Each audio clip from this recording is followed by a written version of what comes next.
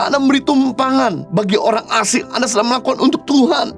Ketika Anda merawat orang yang sakit, Anda sedang melakukan untuk Tuhan.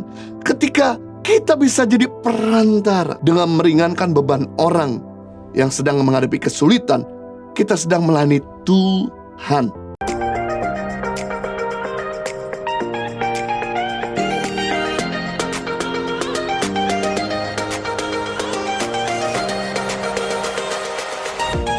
Yang kedua, bukti kasih yang konkret ketika kita menjadi perantara yang tulus. Perantara itu orang tengah, seperti agent atau broker yang mempertemukan penjual dengan pembeli. Mungkin pembeli tidak punya network, penjual tidak punya network, tetapi melalui perantara, akhirnya maksud dan tujuan pembeli dan penjual bisa ketemu. Itulah disebut dengan perantara. Kasih yang nyata ketika kita bisa menjadi perantara bagi mereka yang sedang menghadapi kesulitan, supaya beban yang mereka hadapi menjadi lebih ringan, tidak lagi berat. Ketika Anda melihat kebutuhan orang, namun engkau tidak bisa melakukan banyak hal, karena Anda memiliki keterbatasan, Anda bisa menjadi perantara yang sejati, yaitu dengan mendoakan mereka, atau memikirkan, atau menghubungkan dengan orang-orang yang bisa menolong mereka tanpa ada motivasi yang lain atau maksud udang di balik batu. Firman Tuhan berkata dalam Galatia pasal 6 ayat 2, dalam bahasa Indonesia sehari-hari, hendaklah kalian saling membantu menanggung beban orang, supaya dengan demikian kalian mentaati perintah Kristus. Wow, ketika kita saling menolong beban sesama tanpa punya kepentingan, maka bukan saja kita memberkati orang, tapi kita sedang melakukan firman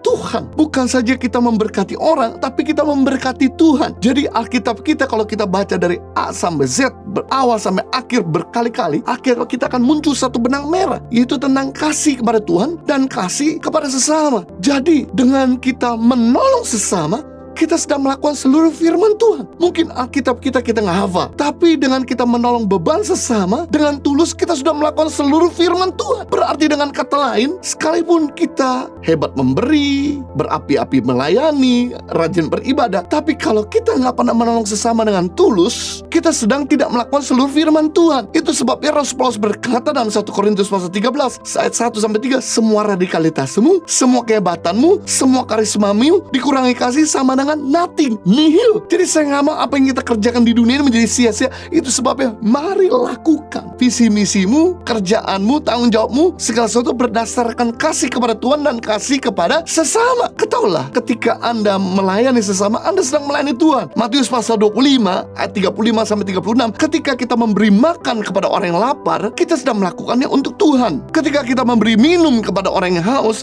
kita sedang melakukan untuk Tuhan. Jangan pernah anggap remeh ketika Anda memberi minum kepada tamu, kepada orang yang membutuhkan, kepada orang yang haus.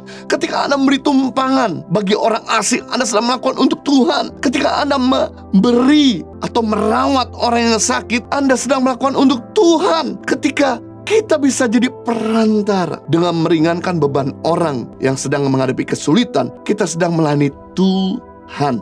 Jadi melayani Tuhan bukan hanya di dalam gereja, tetapi ketika kita bisa menolong mereka yang sedang menghadapi kesulitan, beban mereka jadi ringan, itulah kasih yang konkret, kasih yang nyata. Bukan cuma sebatas di kata-kata. Mungkin orang susah tidak punya network, orang yang punya berkat juga tidak punya network untuk memberi atau untuk melakukan firman Tuhan. Sebetulnya mereka pengen sekali menolong, memberi, tapi tidak punya network. Tapi justru melalui Anda bisa ketemu, Anda bisa pertemukan mereka. Itulah yang disebut dengan perantara sejati. Ini yang kami lakukan, di mana orang miskin, orang lapar, orang sakit, orang yang mengalami kesulitan tidak bisa datang sekonyong-konyong kepada orang yang mampu. Siapa kamu mungkin, siapa saya mungkin bagi orang yang sedang mengalami kesulitan. Tapi bagi orang yang punya kemampuan, akan berkata, siapa kamu? Kok tiba-tiba datang? Pasti akan ada barrier, akan dicegah sama orang-orang yang ada di bawahnya. Nah, ketika kita bisa jadi mulut bagi orang-orang yang susah kepada orang-orang yang mampu, dan orang yang mampu pun mungkin tidak ada waktu untuk mencari kepada orang yang tidak mampu, lalu kita bisa menjembatani. Akhirnya ini bisa ketemu. Si lemah bisa ditolong, si kuat juga bisa akhirnya menolong. Ini merupakan hal yang baik, dan ini merupakan hal yang dilakukan oleh seorang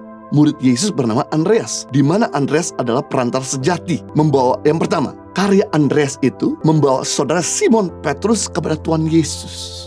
di mana Andreas adalah murid pertama yang mengenal Tuhan. Dia mendapat berkat banyak lewat pengajarannya, lewat karya-karyanya kepada hidup Andreas. Kemudian Andreas ingat bahwa kakaknya Petrus belum mengenal Yesus. Kemudian dibawalah Petrus kepada Yesus. Dan kita bisa tahu ceritanya di mana Petrus lebih dipakai daripada Andreas. Tapi Andreas tidak jealous. Inilah seorang perantara sejati, di mana kita bisa bawa orang kepada Tuhan dan kemudian orang itu bisa dipakai sama Tuhan. Bahkan lebih dahsyat, dia tidak cemburu. Inilah dari karya Andreas. Yang kedua, karya Andreas itu dia membawa banyak orang-orang Yunani kepada Tuhan Yesus. Sampai hari ini Yunani menjadi negara Kristen Ortodoks terbesar di Eropa Selatan. Itu karena karya Andreas. Wow. Yang ketiga, karya Andreas itu membawa anak kecil yang punya 5 roti 2 ekor ikan kepada Tuhan Yesus. Saat Tuhan Yesus sedang diperhadapkan dengan 5.000 orang-orang yang kelaparan, waktu itu Yesus bertanya sama murid-murid, dan kemudian tidak ada seorang pun yang mampu untuk membawa apa yang mereka punya kepada Tuhan Yesus. Lalu Andreas cari solusinya. Mungkin dia nggak punya sesuatu yang ada di tangannya, tapi dia melihat anak-anak kecil punya 5 roti 2 ekor ikan, dan kemudian dia pinjam dan dia bawa kepada Tuhan Yesus. Dan yang terjadi, Tuhan Yesus lipat gandakan dan kebutuhan 5.000 orang itu tercukupi, dan sisa 12 bakul membuktikan bahwa walaupun Tuhan bisa berkarya, tapi ternyata ada Andreas yang dimana membuat mujizat itu terjadi, menjadi pencetus mujizat itu terlaksana. Saya rindu setiap kita mungkin gak bisa melakukan banyak hal, tapi paling tidak kita bisa jadi perantara sejati dengan membawa orang-orang yang menghadapi masalah kepada Tuhan Yesus. Kenapa?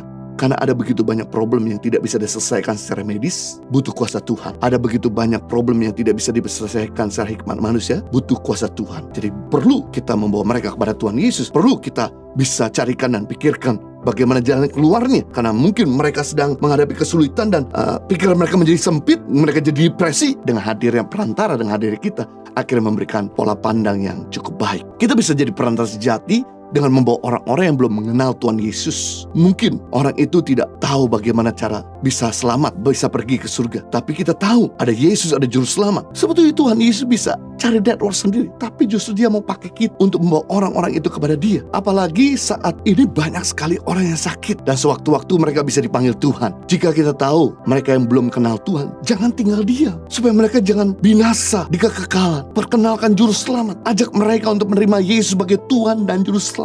Karena kita tidak pernah tahu, ternyata orang tersebut yang akhirnya bisa mengenal Tuhan, selain bisa diselamatkan, bisa dipakai secara luar biasa. Saya teringat waktu saya memperkenalkan Yesus kepada Henny yang sekarang menjadi istri saya. Melalui dia bisa bawa orang tuanya kepada Tuhan, kakak dan adiknya mengenal Tuhan, paman dan saudara-saudaranya mengenal Tuhan. Dan sekarang melalui pelayanan beliau di YouTube, ada banyak orang yang beroleh keselamatan, beroleh pemulihan. Wow, kita gak pernah tahu ternyata orang-orang kita bawa kepada Tuhan, selain hidupnya diselamatkan, hidupnya bisa menjadi alat kerajaan Tuhan, memulihkan banyak orang yang dimana kita gak bisa menyentuh jaringannya, tapi lewat dia bisa menjangkau banyak orang. Bukti kasih yang konkret ketika kita bisa menjadi perantara yang sejati.